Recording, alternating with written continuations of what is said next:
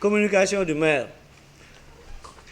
Tout d'abord, je me rafetlu la présence du sous-préfet, parce que c'est toujours bien, par exemple, en pareille circonstance, si les conseils municipaux se réunissent pour waxtaane askan bi moom mu toog pour xool est-ce que ce que nous faisons s'inscrit dans la légalité. Il est en tant que tel le représentant de l'État, donc merci beaucoup pour sa présence. maa ngi aussi remercier le représentant du percepteur Saliou Diagne bi nga xam ne daanaka depuis que ñu doon conseil municipal ba léegi il ne cesse de nous accompagner pour voir aussi lu ñuy wax méngoo na mooy en tant que conseil financier lu ñuy liggéeyal.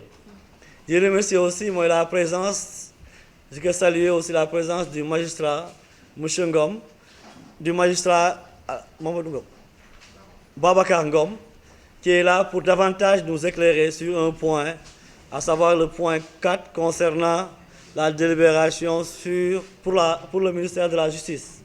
maa ngi nuyu l'ensemble des adjoints au maire, nuyu l'ensemble de mes collègues, mes conseillers municipaux, ak aussi la population qui est là présente, et aussi di leen wax baal leen maax baal naa leen yal na yàlla boole baal. En termes de communication, ñun dañoo tàmmoon à chaque fois de partager plus ou moins quelques informations yu ñuy am ak li ñuy dox. jàll nañ ci événement Korité bi et que sooy seet événement bi ça a été encore une fois de plus un succès en termes de recettes domaniales. Comme chaque année dañu am 65 millions aussi ren aussi amaat nañ 67 millions. Pour vous dire que quoi qu'il en soit, malgré vraiment la grève des agents, il y a certains qui sont là et qui maintiennent entre guillemets ce flambeau de recettes bien déterminé. Nous avons aussi eu le retour de la population concernant les bruits, la sonorisation extrême. Ça aussi, nous avons pris garde que dañu xool comment mieux encadrer cela. Parce que aussi nous ne devons pas juste être là pour suivre et profiter de cette recette-là et que la population n'est que dans de la tranquillité. Le beneen point bi moo di, on avait déjà parlé lors du conseil passé de l'Institut Correa. Il était convenu avec eux qu'ils nous donnent des tables-bancs, des dons, et je pense que ces dons-là, nous les avons bien reçus et nous les remercions aussi. Nous avons aussi, dans le cadre par exemple toujours, ce que nous avons proposé aux HLMois, à savoir amener à ce que HLM puisse avoir des projets structurants. Nous sommes allés rencontrer le DG de l'ASN HLM, à savoir M. Bassirou Kébé. J'étais en compagnie de M. Samandia, conseiller municipal, et aussi du président Seydou Mout. Nous avons parlé d'une manière générale, dans le cadre de la RSE, et aussi d'une convention que nous avons trouvée sur place, que nous devions valider avec la SNHLM. Il faut toujours aussi rappeler que nous avons eu la chance que nous sommes la seule commune que la SNHLM a su construire de bout en bout. Et donc le DG de la SNHLM comprend vraiment que depuis tout temps, ces DG n'ont pas eu à mettre la main au HLM. Et dans ce sens-là, ils s'engagent dans le cadre de la RSE à nous accompagner à mettre sur pied des projets structurants. Nous avons aussi, dans le cadre vraiment d'apporter des solutions par rapport à ce que nous avons toujours dit, au manque de moyens, essayer d'aller voir le directeur de la CDC aussi, Fadilou Keïta. J'étais en compagnie du maire Cheikh Sagna et aussi de l'agent Abdou Alounsi. Avec M. Keïta, directeur de la CDC, nous avons plus ou moins parlé de notre future collaboration et accompagnement de la CDC pour qu'ensemble que nous puissions voir comment réaliser le marché en hauteur. Parce que nous ne pouvons pas dire que nous ne connaissons pas les problèmes aujourd'hui des HLM.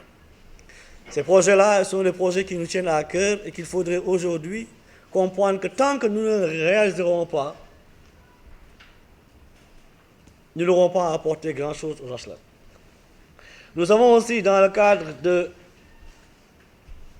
dans le cadre de partenariat que nous allons mettre sur pied, rencontrer Mbod Transport et Services pour une convention ou bien pour une mise à disposition de terrain pour que ce dernier puisse avoir un site où mettre du pavage. Et en ce sens-là, c'est le terrain qui est à côté, juxtaposé à la mairie, avec qui nous sommes en train de voir pour lui donner ça. Et que ce dernier-là va, avec la production de pavés, augmenter nous faire des dons de pavés en contrepartie. Ça aussi, le précepteur pourrait en parler pour voir exactement si de telles conventions sont habilitées ou pas. Est-ce que ça doit être en nature ou bien en numéraire? Mais bon, quoi qu'il en soit, nous sommes en pour parler avec lui. Et que si demain les conseils municipaux voient qu'il y a ce site-là, qu'il y a du pavé qui a été stocké et autres là, que les gens comprennent que c'est dans le cadre d'un contrat, c'est dans le cadre d'une convention, et que ce promoteur-là va nous livrer au minimum 400 ou bien 500 mètres carrés de pavage, si admis, entre guillemets, par la perception. Je vais aussi parler d'une situation qui a le temps soit un peu éclaboussé au Joslem, à savoir notre rôle au niveau du stade municipal. Il y a combien de temps? Il y a 3 mois, 4 mois, je vais changer les staffs. Je vais changer les staffs après une rencontre avec l'équipe qui était là-bas, qui nous avait présenté un bilan, à savoir un bilan financier qui retraçait des recettes pendant 15 mois de l'ordre de 37 millions. Et je leur avais donné mon cutus, mon satisfait, en leur disant merci. Et à la suite, par exemple, de ces rencontres-là, le comité de gestion s'était présenté pour dire que les salles pourraient être mieux gérées. Après que je dis bien, donné cutus à l'ancienne direction, et après proposition, et après échange avec eux, nous avons choisi, par exemple, d'échanger et de changer certains membres. Je rappelle qu'il est du ressort du maire de pouvoir nommer à certains postes dans la commune. Et c'est dans ce cadre-là que nous avions choisi l'ancienne équipe et que nous avions aussi la possibilité à tout instant, si nous pensons utile, de le changer. Et dans notre politique, nous avions dit toujours qu'il faudrait toujours intégrer la population. Et la population, à savoir les ASC qui étaient au niveau du comité de gestion, ont proposé des personnes que nous avons mis au niveau de la direction en conservant toujours le directeur de la structure. Aussi, juste rappeler qu'au niveau des HLM, il y a la ville de Dakar qui continue toujours les travaux, à savoir au niveau de la mosquée Massalikul Jinan et aussi au niveau de la cité des eaux. Ces travaux-là, vous les verrez bientôt, vont commencer. S'il n'y a pas grand-chose que j'ai oublié, voilà les quelques informations que nous tenions à partager avec vous, avec les conseillers municipaux, comme pour être, entre guillemets, sur la même longueur d'information, pour que... C'est bon, d'accord. Donc, nous passons, chers camarades, au projet au point 4. Je le rappelle, après ce point 4-là, nous allons passer, par exemple, la parole à Madame le maire en charge des finances pour tous les autres points. Parce que nous avons tenu le samedi passé une intercommission d'où moi-même maire, j'étais présent pour éclairer certaines situations.